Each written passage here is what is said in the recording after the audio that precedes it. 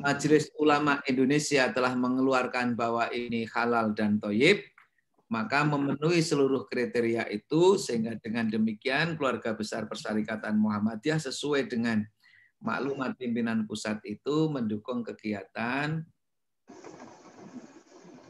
vaksinasi dalam rangka memutus mata rantai pandemi ini. Nah, sebetulnya vaksin itu bagi kita sudah bukan barang baru. Kita mau umroh biasa vaksin meningitis.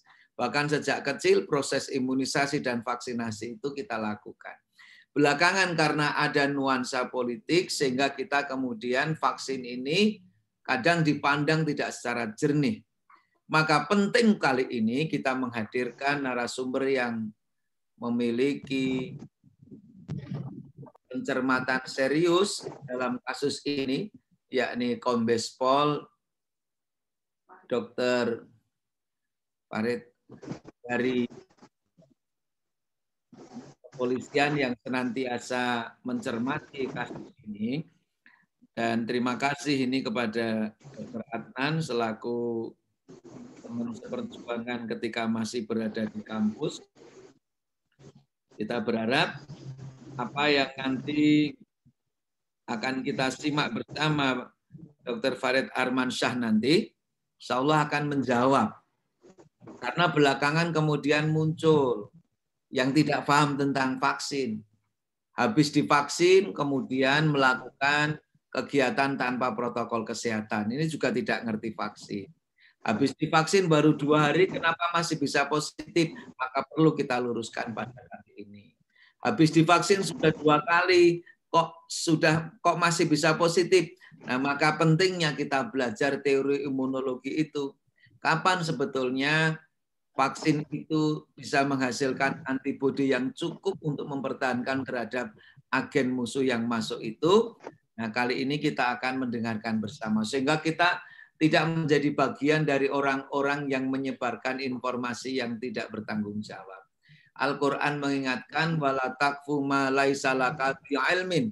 Janganlah kalian mengikuti sesuatu yang kamu tidak punya pengetahuan tentangnya. Dan kalau kita tidak tahu, ya fas'alu ala dzikr in kuntum la ta'lamun.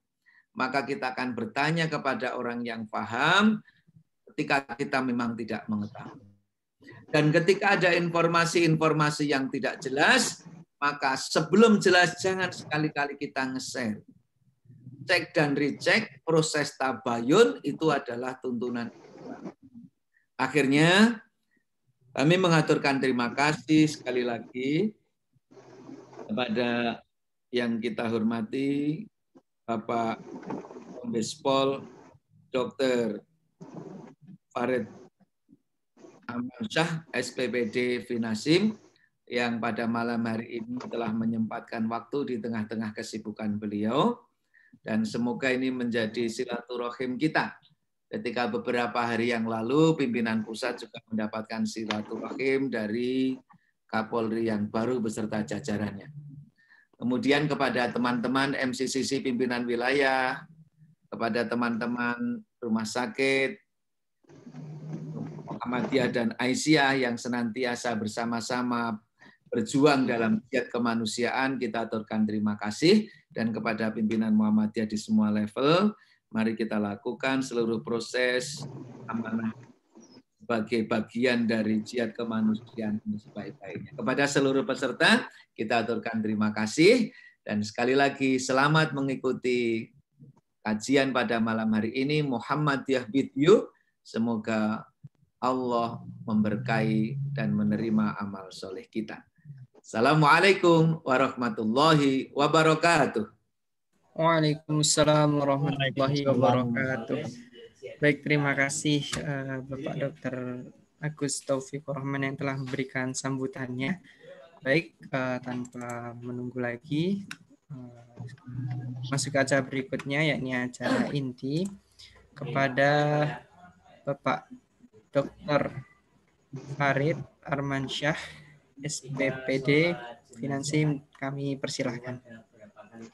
Ya. Bismillahirrahmanirrahim. Assalamualaikum warahmatullahi wabarakatuh. Waalaikumsalam warahmatullahi wabarakatuh. Alhamdulillah, Alhamdulillahilladzi nahmaduhu wa nasta'inuhu wa nastaghfiruh wa na'udzu billahi min syururi anfusina wa min sayyiati a'malina. Man yahdihillahu fala mudhillalah wa man yudlil fala hadiyalah. Asyhadu an la ilaha illallah wa asyhadu anna Muhammadan abduhu wa rasuluhu la nabiyya ba'dah. Yang saya hormati, saya cintai, dan kita semua sama-sama mari kita mengucapkan puji dan syukur kehadirat Allah Subhanahu wa taala, Tuhan yang telah melengkapkan karunia dan rahmat-Nya, karena pada malam hari ini kita masih diberi Allah Subhanahu wa taala umur yang panjang, nikmat kekuatan dan kesehatan, sehingga pada malam hari ini kita masih sempat menghadiri suatu acara atau suatu momentum di mana kita bisa saling ingat mengingatkan. Saya dikasih materi oleh Pak Dr. Adnan, sahabat saya, ya. Tadinya karena kita berada di tataran pusat, ya, saya ingin memberikan kebijakan nasional terhadap vaksinasi, program vaksinasi, tapi ternyata Kepala Dinas Kesehatan Kalimantan Tengah sudah membawakan acara sebelumnya. Oleh karena itu saya meminta pendapat teman saya, sahabat saya Dr. Adnan, bagaimana kalau kita ini berbicara tentang hoax seputar COVID, karena sejak COVID ini ada, kira-kira akhir Februari 2020 sampai sekarang ini pandemi hoax juga ternyata menyertai pandemi COVID. Jadi ini yang membuat pemerintah makin berat juga tantangannya, karena selain memerangi virus yang sebenarnya, juga memerangi isu-isu atau berita-berita bohong atau hoax yang beredar seputar COVID ini. Nah, ini barangkali kita merupakan suatu momentum yang bagus juga. Kami akan menyampaikan agar supaya kita memang benar-benar mendapatkan informasi yang berimbang paling tidak. Jangan informasi hoax itu yang mendominasi kita, sehingga program pemerintah atau memang hal yang kita sama-sama perjuangkan untuk penanganan COVID ini mendapat tantangan, karena kita rejection terhadap penanganannya karena hoax yang kita terima. Dan kadang-kadang begitu hoax diterima pertama kali, itu sangat sulit untuk merubah mindset atau membenarkan apa yang sebenarnya sesungguhnya terjadi, manakala orang sudah mendapat informasi yang pertama kali. Jadi ini sulitnya tantangan pemerintah di sini, sehingga alhamdulillah melalui media ini ya tentu sama-sama bisa kita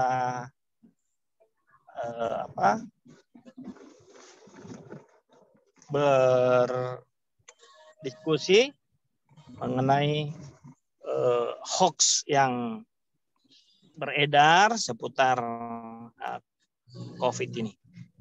Mudah-mudahan kalau ada hal-hal yang kurang nanti disempurnakan oleh teman-teman yang banyak tahu juga tentang hal ini.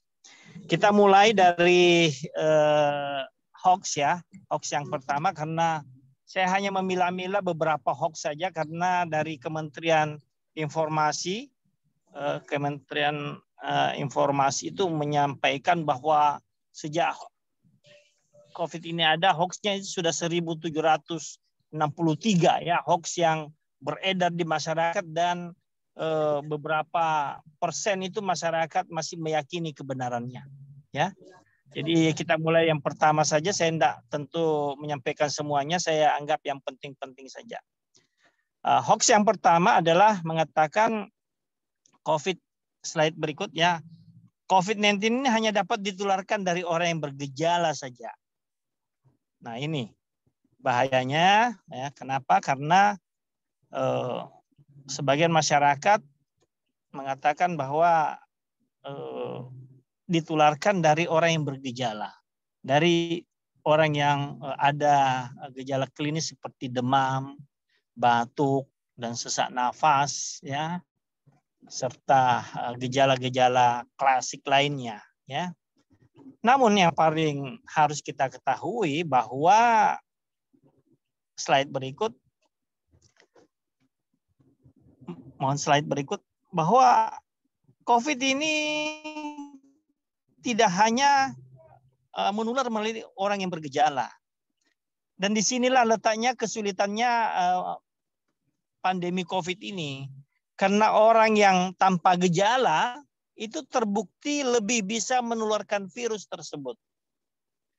Ya. Kalau penyakit-penyakit lainnya itu seperti tifoid, ya, demam berdarah, atau malaria, ya, ataupun TB yang lainnya, penyakit lainnya itu pasti bergejala. Tetapi COVID ini sebagian besar tidak bergejala, dan ini yang menjadi problem. Karena pada orang lain tidak bergejala, namun pada orang yang lain juga mungkin dan sangat potensial bergejala. Nah, sehingga ini yang menyulitkan. Nah, walaupun kita tahu bahwa virus ini memang sebagian besar menular melalui droplet, ya, tetapi tidak menutup kemungkinan, ya, dan sudah dibuktikan bahwa dia adalah airborne infection. Oleh karena itu sangat penting bagi kita untuk prokes, ya, protokol kesehatan kita kita taati, ya, 3M dan 3C, yaitu menghindari close contact, kemudian menghindari close contact itu orang yang kontak erat, ya. Kita bagaimana tidak kontak erat dengan yang terkonfirmasi, kemudian kita menghindari close indoor atau ruangan tertutup, dan menghindari kerumunan atau crowded. Nah, ini jadi hoax yang pertama, bahwa bisa kita sama-sama harus ketahui bahwa ternyata COVID itu ditularkan juga pada orang yang tidak bergejala, dan ini yang paling banyak justru. Hoax yang kedua, slide berikut, mengatakan bahwa ada yang mengatakan virus corona menular melalui pandangan mata. Ini terlalu berlebihan, ya. Kalau tadi itu terlalu acuh, ya, terlalu cuek, ya, hoax yang pertama. Kalau ini terlalu berlebihan, karena dari pandangan mata dia katakan virus corona ini bisa menular. Nah, ini sama sekali tidak benar, ya, tidak benar. Slide berikut. Virus corona atau SARS-CoV-2 sebagai penyebab COVID-19 ini tidak dapat menular melalui pandangan mata. Bayangkan kalau bisa menular melalui pandangan mata, waduh, luar biasa, ya. Mungkin mungkin kita sudah tidak bisa Zoom meeting malam ini, ya, karena sangat spread-nya terlalu luas, ya, dan ya ini tidak benar, ya. Namun dapat menular apabila tangan yang terdapat virus tidak sengaja menyentuh mata. Nah, ini bisa.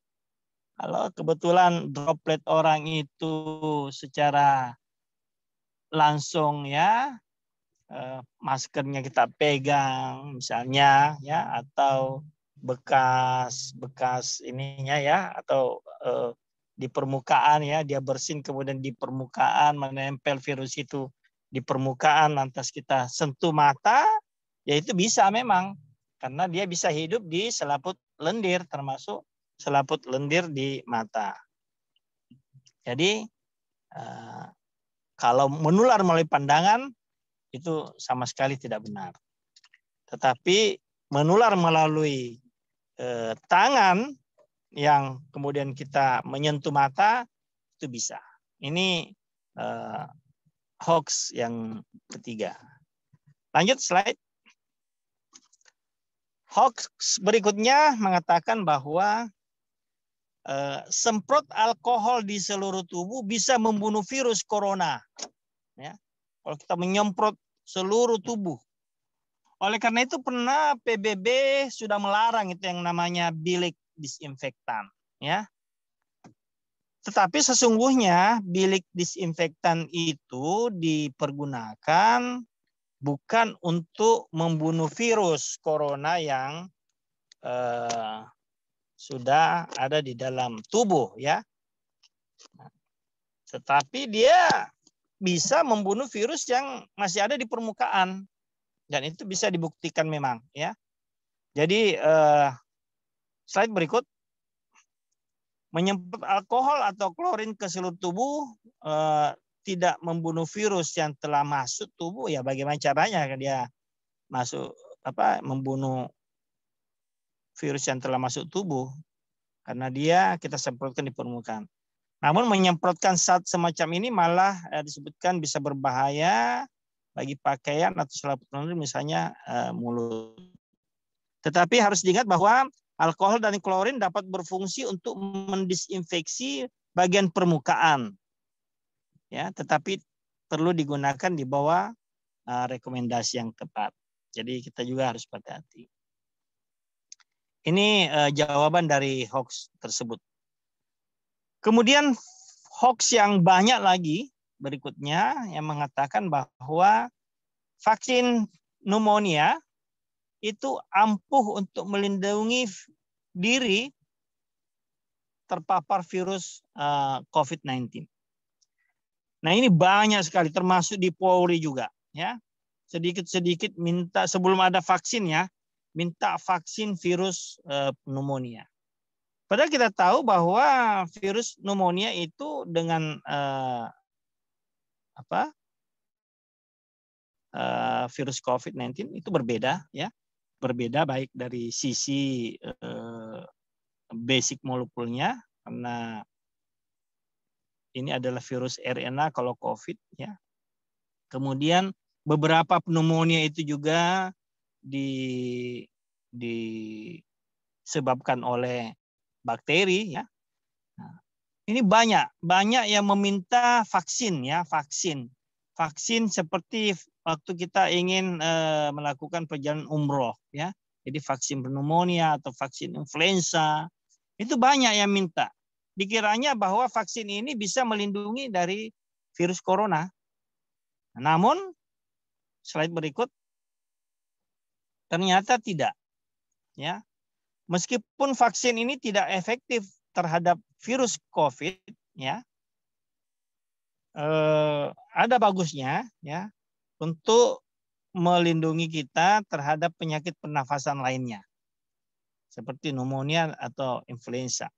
Jadi tidak apa-apa, dianjurkan juga, ya, dianjurkan juga untuk mendapatkan vaksin itu. Tapi untuk melindungi dari virus COVID-19 itu sudah pasti tidak. Karena vaksin untuk pneumonia seperti vaksin pneumococcus atau vaksin Haemophilus influenza HIB itu tidak memberikan perlindungan khusus terhadap virus corona ini. Itu jawaban kami, ya. Namun boleh diberikan vaksin selain vaksinasi COVID, boleh diberikan, ya. Tetapi untuk melindungi kita dari COVID itu tidak. Yang melindungi kita dari COVID adalah vaksin COVID itu sendiri.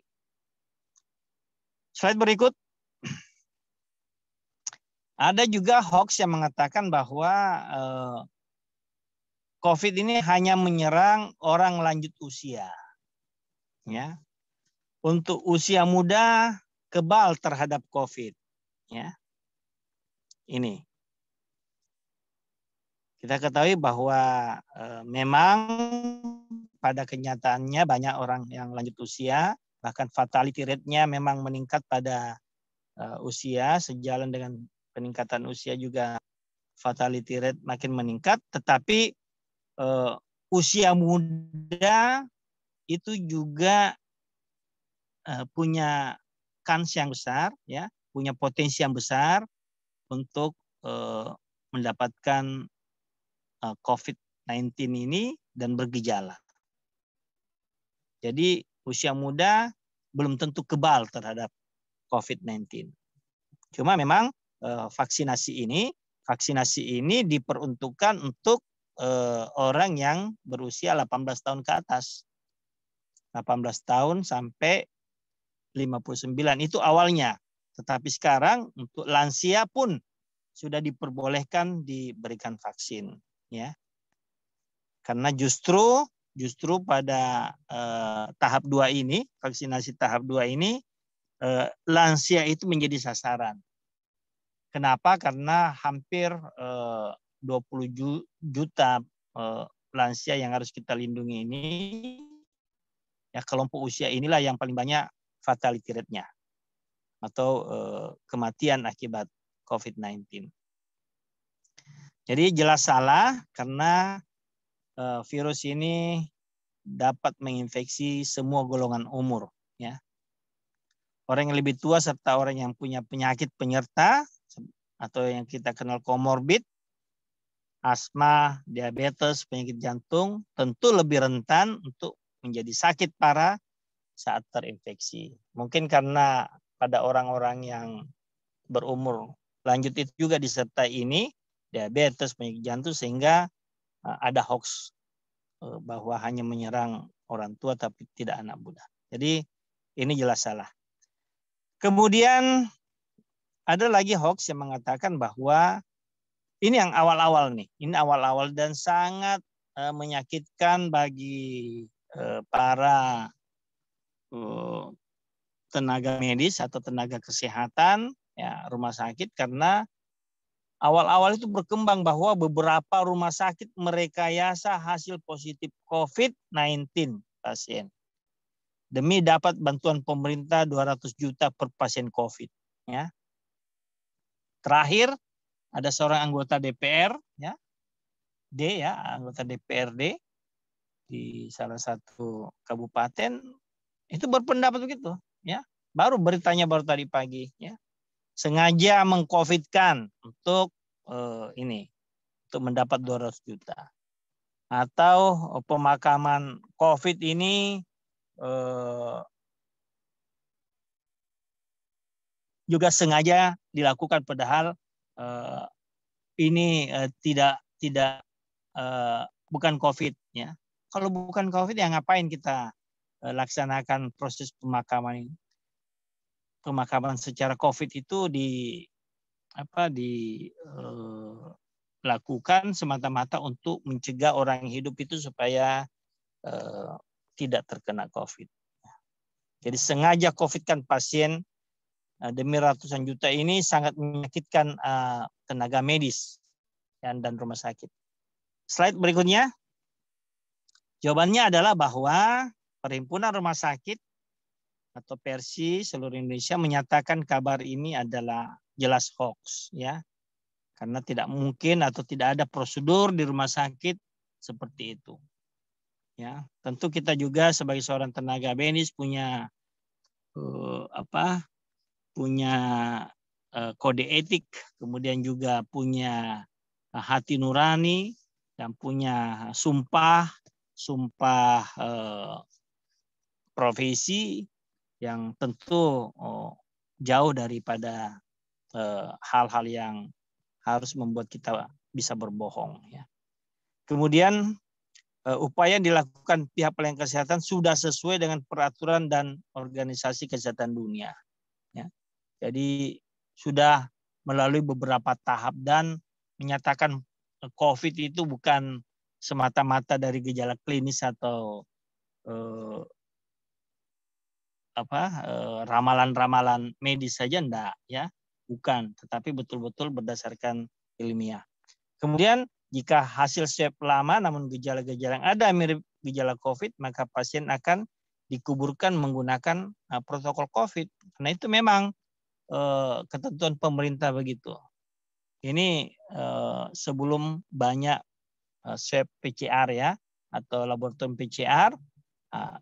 Dulu itu ya, di bulan-bulan sebelum November ya, itu kalau ada orang yang bergejala ya, mirip gejala COVID, tetapi belum ada hasil swab-nya atau dia masuk kategori suspek COVID, itu pemerintah memang membenarkan bahwa harus dimakamkan secara protokol COVID.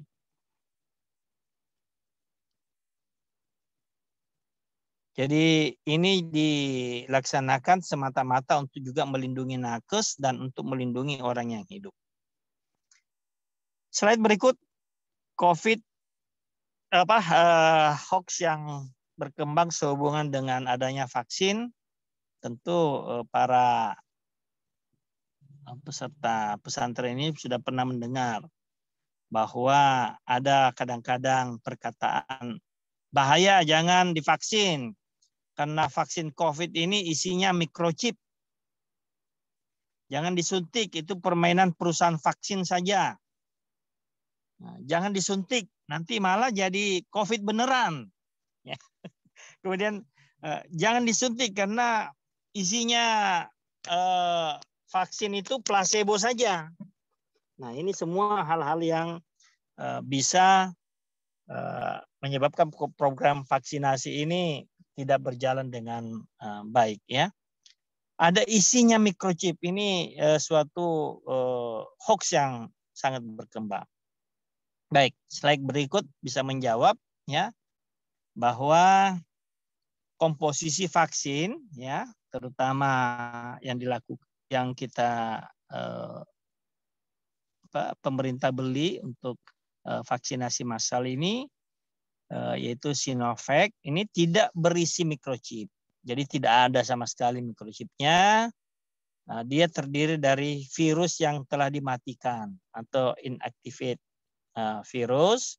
Kemudian memang dia ada mengandung aluminium hidroksida ya, yang berfungsi meningkatkan kemampuan vaksin tersebut. Kemudian dia juga mengandung larutan fosfat sebagai stabilizer ya. Dan keempat, vaksin juga mengandung kandungan garam atau NaCl sebagai isotonis guna memberikan kenyamanan dalam penyuntikan ya. Dan rasanya disuntikkan tidak ada apa-apanya ya, lembut sekali ya. Saya juga sudah 2 kali disuntik, alhamdulillah tidak ada reaksi sama sekali ya. Tidak ada reaksi KIPI atau kejadian ikutan pasca imunisasi yang saya rasakan ya, dan mungkin sama-sama teman rasakan nakes yang telah divaksin, dan saya kira ini sangat umum ya, bahwa tidak ada reaksi KIPI yang serius ya, atau berlangsung lama ya, dan membahayakan. Tidak ada. Jadi sama sekali aman, alhamdulillah.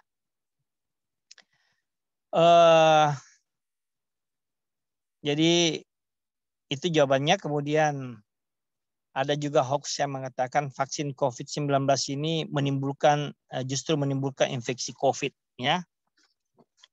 Nah, kita ketahui bahwa memang walaupun vaksinasi itu tidak mencegah 100% penularan virus ya, namun vaksin digunakan untuk memperkuat imunitas kita karena dia meningkatkan antibodi terhadap virus. Ketika virus itu masuk, infeksi tidak akan makin parah. Dengan kata lain, vaksin memang tidak serta-merta membuat orang jadi kebal, tetapi bisa memperkuat imun kita ketika virus itu masuk. Jadi kalau dia menimbulkan infeksi COVID, itu kemungkinan adalah bahwa masa inkubasi atau dia terkena COVID sebelum dia divaksin, ya, dan itu tidak terdeteksi. Itu kemungkinannya. Jadi pada waktu dia divaksinasi, sebelumnya telah masuk virus, tetapi tidak bergejala, ya, atau belum bergejala. Kemudian dia divaksin sehingga pada swab ketika penderita tersebut bergejala positif. Ternyata ditelusuri ya pernah vaksin. Tetapi bukan karena vaksinnya, tetapi karena dia kemasukan virus ya pada saat sebelum divaksin. Slide berikut. Jadi vaksin terdiri dari beberapa komponen termasuk virus yang dimatikan, sehingga jika seseorang terkena COVID, maka ada dua kemungkinan.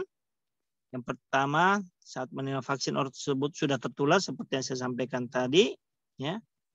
Yang kedua, dia lengah setelah pemberian vaksin, yang bersangkutan tidak melakukan protokol kesehatan sehingga terkena virus, ya, terkena infeksi, ya. Karena apalagi kalau dia belum vaksin kedua untuk vaksin Sinovac. Slide berikut, ya. Tolong slide berikut. Slide berikut, Mas. Sudah tidak ada ya? Ya. Ini bukan ada hoax juga ya, yang mengatakan jangan disuntik vaksin ini karena haram, ya. Maka jawabannya adalah lanjut. Pada tanggal 8 Januari 2021, lanjut. Pada tanggal 8 Januari 2021, MUI telah menetapkan bahwa vaksin COVID-19 produksi Sinovac dan Bio Farma, yaitu CoronaVac, vaksin COVID-19 dan Vac2Bio yang diajukan proses sertifikasinya oleh PT Bio Farma, ini adalah suci dan halal. Ya. Suci dan halal. Berdasarkan analisis terhadap hasil uji klinis, BPOM memastikan, ya, Badan Pengawas Obat dan Makanan memastikan bahwa vaksin COVID-19 adalah aman, ya, dan efek samping virus corona hanya bersifat ringan hingga sedang. Nah, dikuatkan dengan fatwa Majelis Ulama. Jadi tidak usah ragu, warga Muhammadiyah tidak usah ragu akan kehalalan dan kesucian dari vaksin yang tengah kita upayakan untuk dilakukan program nasional ini, yaitu Sinovac. Saya kira ini saja yang bisa saya sampaikan. Banyak memang hoax, ya. Nanti barangkali bisa kita explore di diskusi, atau juga bisa nanti ditambah oleh teman-teman saya, Dr. Suyuti, Dr. Adnan, dan teman-teman yang lain yang bisa menambah pengayaan kita terhadap bagaimana kita menangkal hoax di era pandemi COVID-19 ini. Saya kira itu yang sempat saya sampaikan. Mohon maaf bila ada hal yang kurang berkenan, kemudian ada penyampaian yang keliru, ya. Kita bisa kembali ke slide itu, kita lihat lagi. Mudah-mudahan Allah Subhanahu wa Ta'ala memberikan kita kemuliaan dan keberkahannya, dan mohon maaf. Terima kasih. Saya kembalikan kepada moderator. Assalamualaikum warahmatullahi wabarakatuh. Waalaikumsalam warahmatullahi wabarakatuh. Baik, terima kasih Dr. Farid yang telah menjelaskan materinya tadi, ya, tentang hoax tadi, Masya Allah. Baik, berikutnya Bapak dan Ibu sekalian, kita masuk ke sesi tanya jawab. Monggo silahkan bagi Bapak-Bapak maupun Ibu-Ibu yang punya pertanyaan dapat langsung open mic atau menuliskan di kolom chat. Baik, permisi Dokter Farid. Halo dokter. Ya Mas, silakan Linda. Ini sudah ada satu pertanyaan nih dokter. Ya. Ini dari Bapak Cito SDM Siraman. Mohon pencerahan. Apakah orang yang sudah sembuh dari COVID-19 tidak perlu divaksin? Menurut yang kita dengar bahwa orang yang sembuh dari COVID-19 sudah memiliki kekebalan alami atau ilahi, jadi tidak perlu divaksin. Nah itu bagaimana dokter? Oke, ya terima kasih ya. Terima kasih atas pertanyaan. Saya langsung jawab supaya saya tidak lupa karena saya masih ini di kendaraan. Jadi bagi orang yang sudah terkena atau penyintas COVID, terkena COVID ya, itu perlahan-lahan antibodi yang terbentuk secara alamiah itu akan berkurang ya, berkurang. Jadi Perhimpunan Ahli Penyakit Dalam Indonesia itu melakukan penelitian dan juga telah mengeluarkan rekomendasi bahwa apabila orang tersebut penyintas COVID dan sudah dinyatakan sembuh selama 3 bulan, maka dia layak untuk diberikan vaksinasi.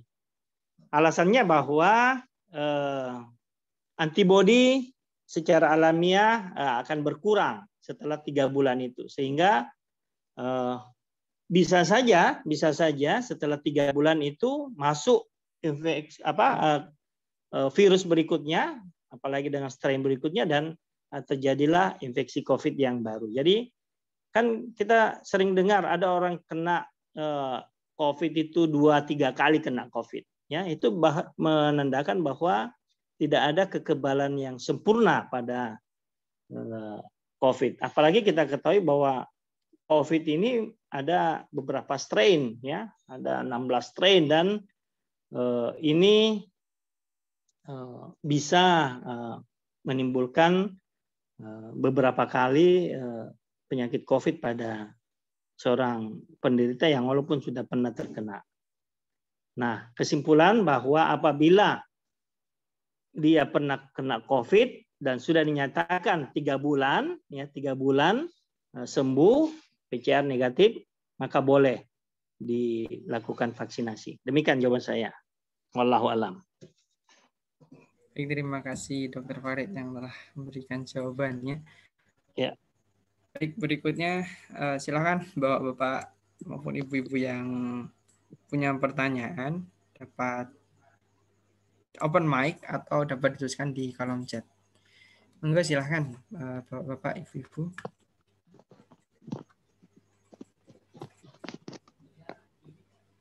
Atau mungkin Dr. Suyuti, Dr. Adnan bisa menambahkan. Silakan. Oh iya. Oh ini ada pertanyaan ini dokter. Ya. Tentang vaksinan dokter, vaksin Sinovac ini. Ya. Ada yang bilang kalau vaksin Sinovac ini adalah virus yang dimatikan dokter. Nah, sedangkan dari apa namanya, dari menurut beliau ini untuk vaksin itu dibagi ke dalam beberapa tipe, ada yang virus yang dimatikan, ada yang dilemahkan dan sebagainya. Nah, terus bagaimana apa namanya, vaksin Sinovac dengan virus yang dimatikan itu dapat membuat kekebalan tubuh seperti itu dokter? Karena kalau menurut beliau ini vaksin yang beliau tahu itu adalah virus yang dilemahkan agar sistem imunoglobulina bisa apa namanya menjadi lebih kuat. Sedangkan kalau ini kan Sinovac ini kan virus yang dimatikan. Nah, itu bagaimana dokter? Terima kasih. Ya. Jadi memang vaksin itu terbagi 2 ya, ada virus yang dilemahkan, ada virus yang dimatikan atau inactivate. Kalau virus yang dilemahkan itu seperti virus polio, ya. Difteri itu kan memang ada sedikit gejala khas setelah kita dilakukan penyuntikan, yaitu kadang-kadang kita demam, ya. Kadang-kadang kita demam. Tetapi untuk vaksin COVID-19 ini atau Sinovac, ini adalah virus yang dimatikan, sehingga kejadian ikutan pasca imunisasi sangat kurang. Ya, prinsipnya ya bahwa yang dimatikan itu adalah elemen virus, ya. Karena virus ini begini, kalau virus itu kan harus utuh untuk memberikan suatu penyakit, ya, memberikan suatu penyakit. Nah, kalau dia dimatikan di sisi misalnya dipotong, dia punya tonjolannya, mahkota, ya, karena virus corona ini ada mahkotanya atau tonjolan atau spike-nya, itu yang dipotong, ya. Tapi badannya enggak. Nah, tetapi dia tidak mampu lagi memberikan penyakit karena dia harus sempurna untuk memberikan gejala, ya. Virus itu harus masuk secara atau berbentuk secara sempurna. Tapi kalau dia dimatikan, ya tidak ada tonjolannya, ya dia akan mati dengan sendirinya, ya. Dan dengan inactivate-nya itu masih ada bagian tubuh yang bisa menimbulkan antibodi terhadap di tubuh kita, ya, di tubuh kita. Nah, itulah penjelasannya. Nah, kalau dia dilemahkan, virusnya itu utuh, tetapi kemampuan menginfeksinya yang dilemahkan. Kalau ini virusnya sudah dimatikan, ya. Entah spike-nya yang dipotong, ya. Entah spike-nya yang dipotong atau badannya yang dihilangkan dan sebagainya, ya. Jadi sama-sama bisa menimbulkan antibodi. Demikian. Baik, terima kasih dokter untuk jawabannya. Berikutnya ini ada pertanyaan lagi dokter dari Azza.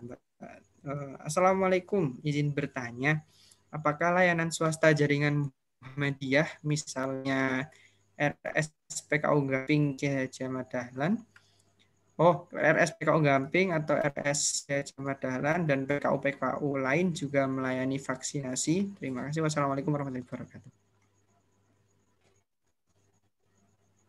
Ya, saya mungkin serahkan kepada pengurus itu, ya. Saya karena di seluruh Indonesia ini tidak semua fasilitas kesehatan juga diberi rekomendasi oleh pemerintah untuk melayani vaksinasi, karena untuk melayani vaksinasi harus ada kriteria tertentu dari pemerintah. Yang pertama, ada vaksinator yang sudah punya STR dan sudah terlatih, ya.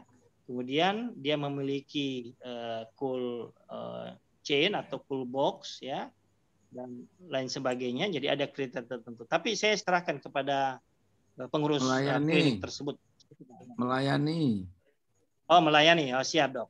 Alhamdulillah. Melayani katanya, Mas.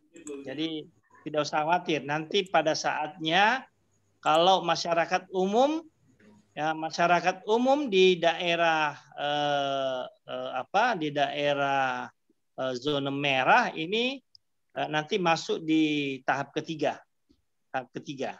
Untuk tahap kedua ini yang akan berlangsung awal Maret sampai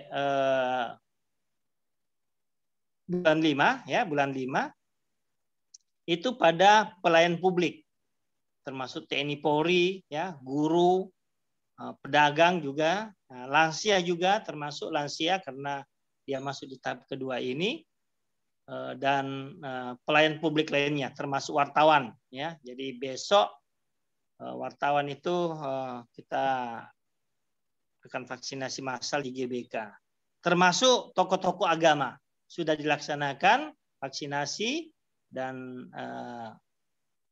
sebagai ikonnya itu dilaksanakan di Masjid Istiqlal untuk menunjukkan bahwa pusat dakwah Islamiyah di Masjid Istiqlal pun telah dilakukan vaksinasi, dan itu bisa menjadi jurisprudensi bagi umat Islam bahwa vaksin ini halal, suci, dan membaikkan. Demikian. Barangkali Pak Suyuti bisa juga memberikan tanggapannya. Baik, terima kasih Dokter Ya.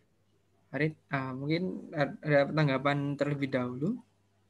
Apakah ada tanggapan? Oh, belum ada nggih.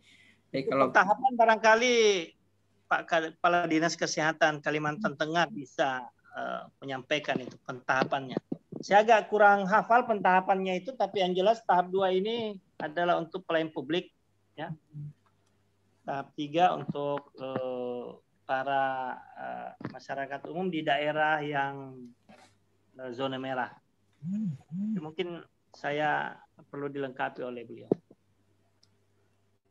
monggo, Bapak.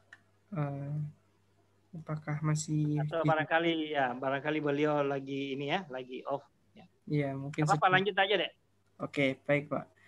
Baik Dokter, berikutnya ini ada pertanyaan dari Bapak Adi Tiwarman.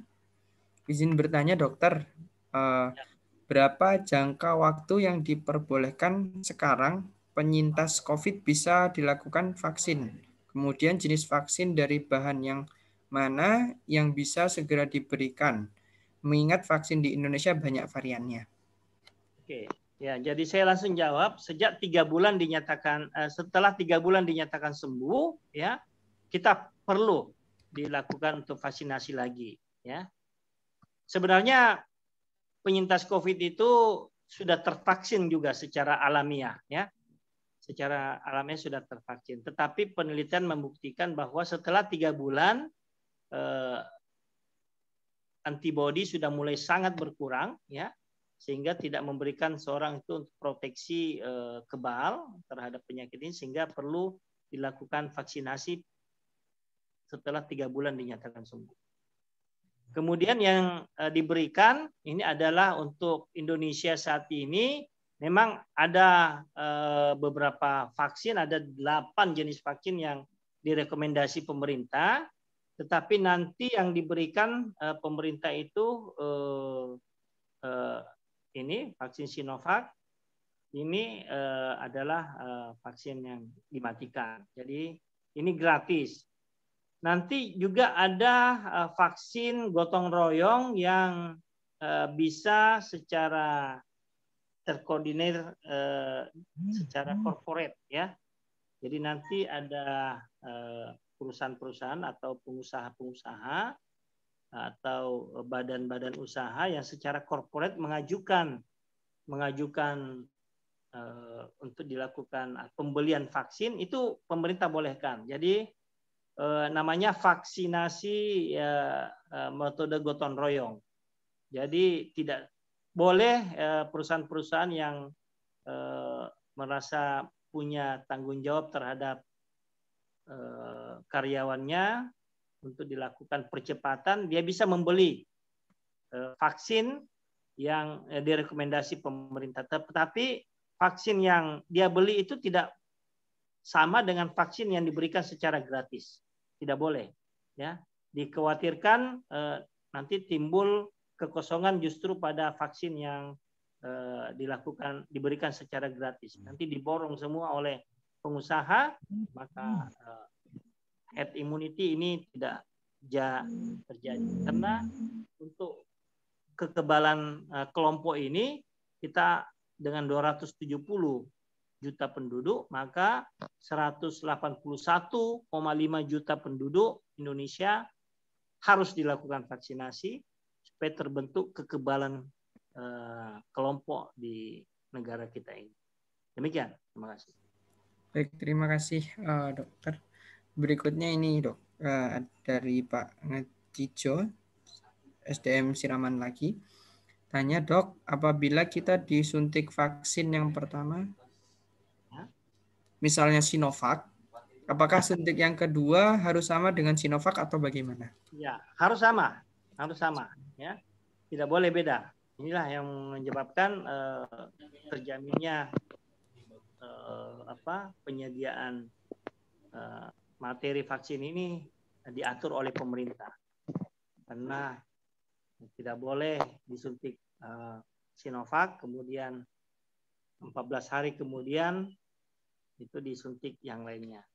Namun sekarang ya pemerintah menetapkan, ya Kementerian Kesehatan itu menetapkan suntikan berikutnya tidak saja 14 hari ya, tetapi bisa lebih lama, yaitu bisa sampai 28 hari.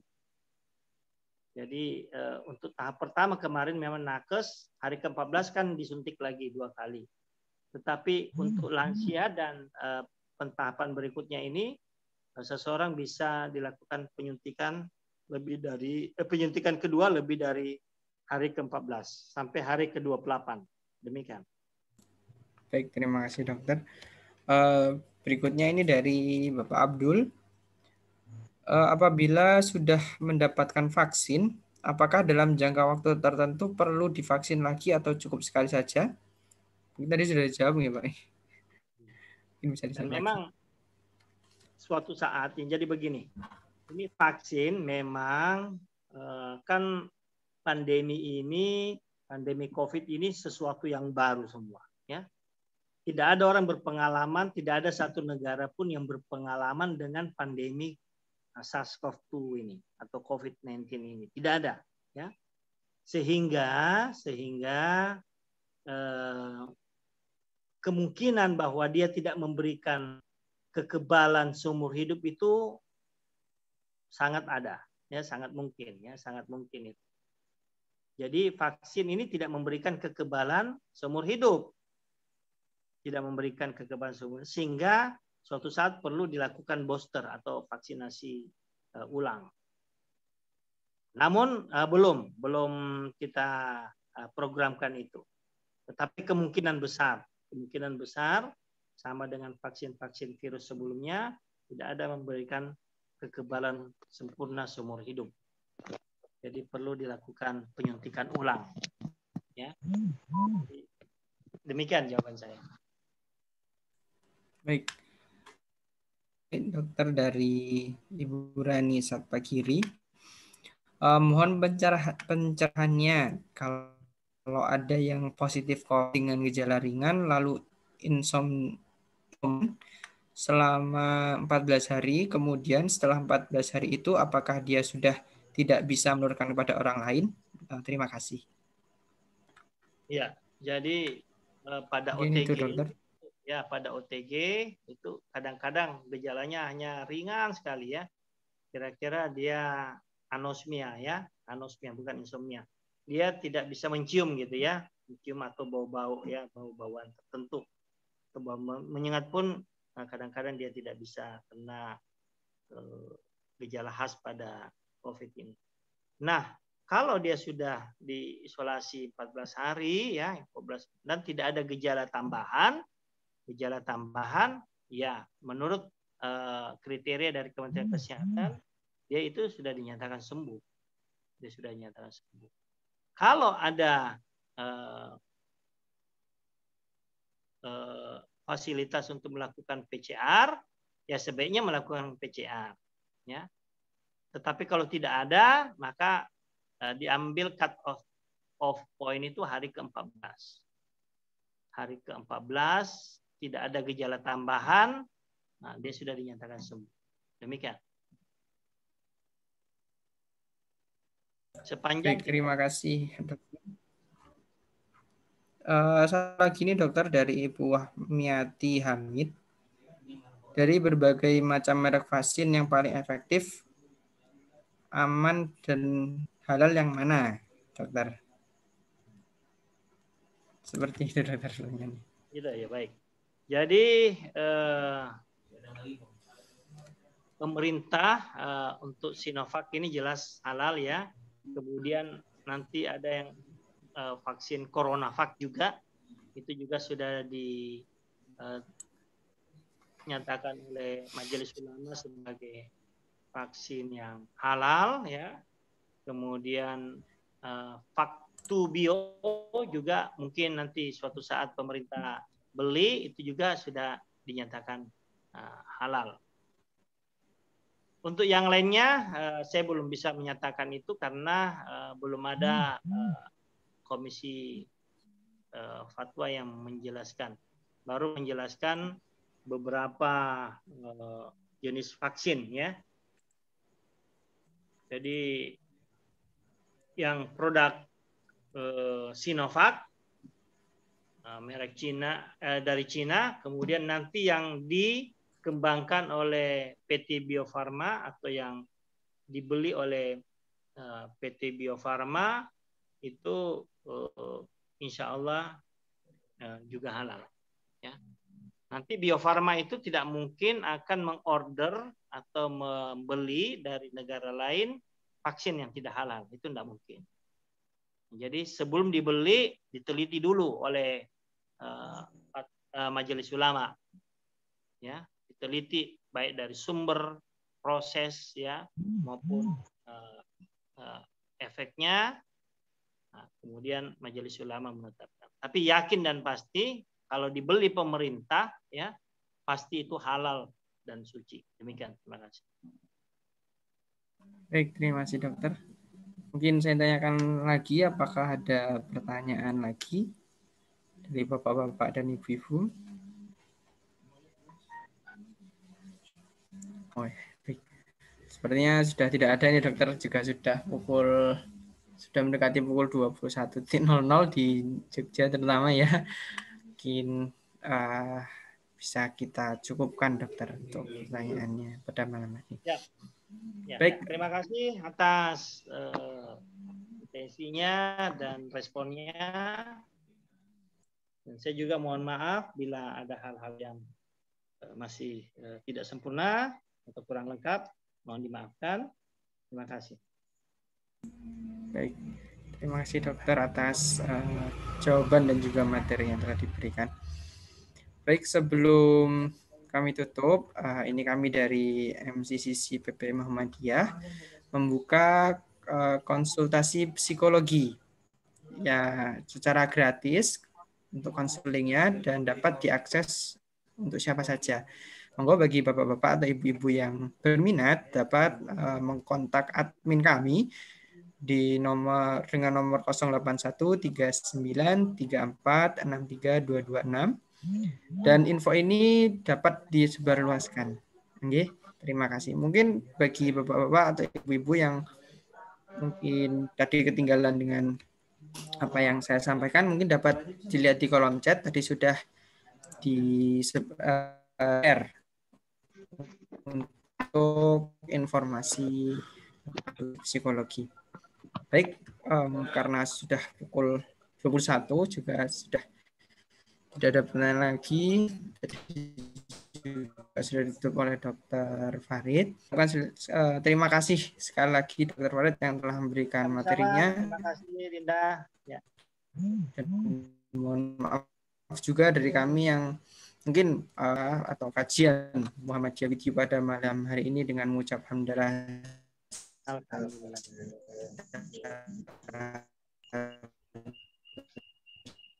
Sama-sama. Alhamdulillahirabbil alamin. Terima kasih Mas Farid. Ya,